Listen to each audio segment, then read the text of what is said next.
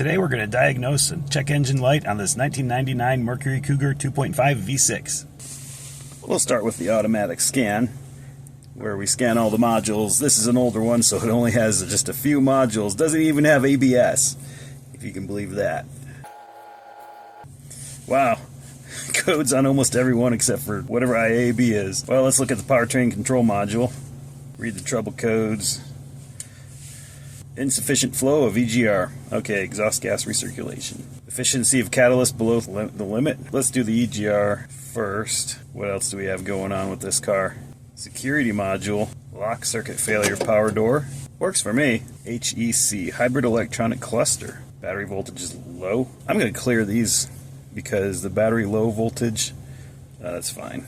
Let's see about powertrain control module. We're going to go with live data, and we're going to look at the EGR flow sensor and see if that is what our deal is. Oh, there it is. Delta feedback pressure, exhaust gas recirculation. We're going to look at that guy there. Then we're going to hook up a vacuum pump to the EGR valve. Alright, there's our EGR valve right here. And we're going to hook our vacuum pump to it right there. Here's a vacuum pump. Alright, I've got this so you can see the tachometer and the vacuum gauge at the same time, and we're going to put vacuum on the EGR, and we're going to see if the pressure sensor records any or senses any flow. And here we go. Well, it's obviously doing EGR because the engine's really stumbling. You hear that?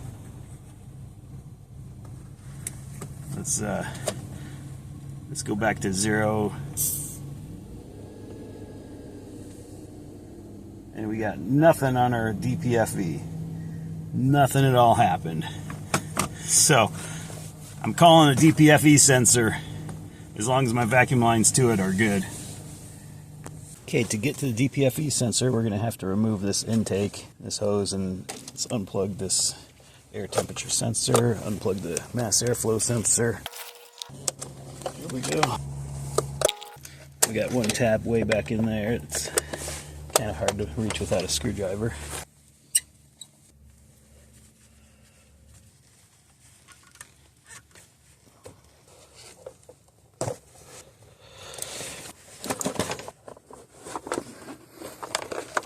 There's that little hose down here.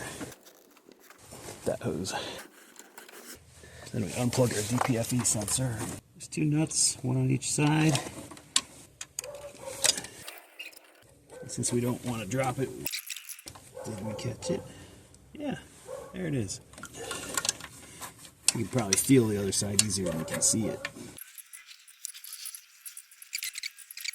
Put it on the magnet.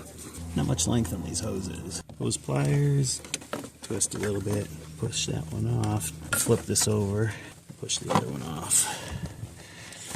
Pull the old part out. You can hear my air hose is leaking, but I'm going to blow these hoses out just to make sure they go freely.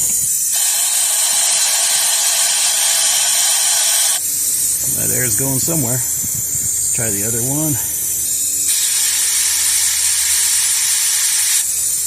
Alright, I got the new part. So there's 2 sizes of hoses, so you shouldn't mix them up. Of course, that's not always a guarantee. These don't have clamps on them, so there's usually no need to put a clamp on there.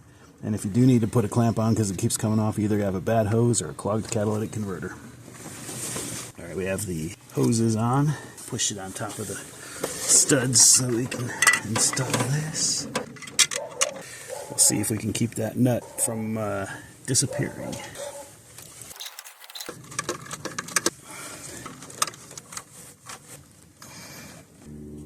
Doesn't seem to click anymore.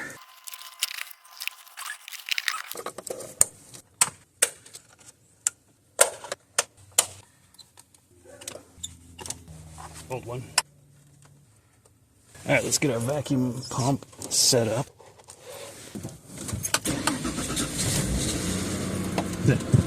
I need a new starter. Can you hear that? Alright, let's see what happens when I put vacuum on this thing.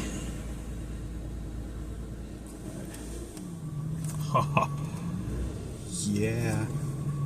That's max vacuum. See, we got data now. Let's go back down to nothing. All right. So I could either clear the code or I could drive it for a little bit and see if that clears it up. The trouble code didn't go away after driving it a little bit, so I'm going to just clear code.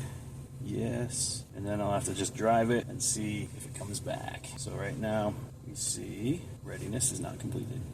Okay, the DPFE sensor was indeed bad. We changed that. The code for EGR flow insufficient went away. I was able to get the emissions tested, passed emissions, and then of course, a week later, the check engine light comes on again it was on before, for catalyst efficiency below threshold last time also. So anyway, that came back. So we'll just have to deal with that one later. But anyway, this car is fixed for now. Till the next time I need to take care of that cat code.